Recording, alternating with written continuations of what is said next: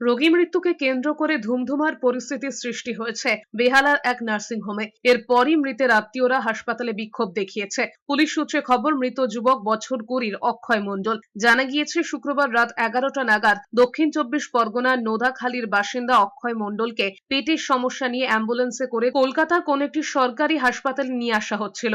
অভিযোগ, সেই সময় অ্যাম্বুলেন্স চালক বেহালার এই নার্সিংহোমে নিয়ে আসে। পরিবারের অভিযোগ, শুক্রবার রাতে ডাক্তার চিকিৎসা করে নার্সিংহোমে, কিন্তু শনিবার সকাল থেকে কোনো ডাক্তার ছিল না। বিকেল 5টার সময় ডাক্তার আসে। তার আগেই 20 বছর বয়সী যুবক মারা যায়। বিনা চিকিৎসায় মৃত্যু হয়েছে যুবকের, এমনই অভিযোগ পরিবারের। রোগী মৃত্যুকে কেন্দ্র করে উত্তেজনা ছড়ায় নার্সিং হোম চত্বরে। খবর দেওয়া হয় বেহালা থানায়। বেহালা থানার পুলিশ ঘটনাস্থলে পৌঁছে পরিস্থিতি নিয়ন্ত্রণে আনে।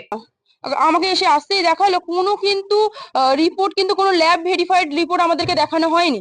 আমাদেরকে ফোন থেকে প্রিন্ট আউট বার করা একটা রিপোর্ট দেখানো হয়েছে, এবং সেটাও কিন্তু খুব অস্পষ্ট, মানে যার লেখাগুলো খুব হেজি হয়ে আছে।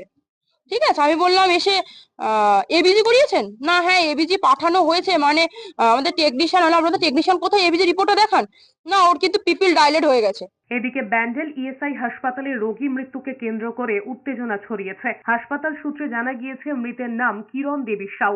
রোগীর আত্মীয়দের অভিযোগ, চিকিৎসা গাফিলতির জন্যই এই ঘটনা ঘটেছে। চিকিৎসক নার্সদের মৃত্যুর কারণ জিজ্ঞাসা করতে গেলে তাদের সঙ্গেও দুর্ব্যবহার করা হয়। ঘাড় ধাক্কা দিয়ে ওয়ার্ড থেকে বের করে দেওয়া হয় তাদের।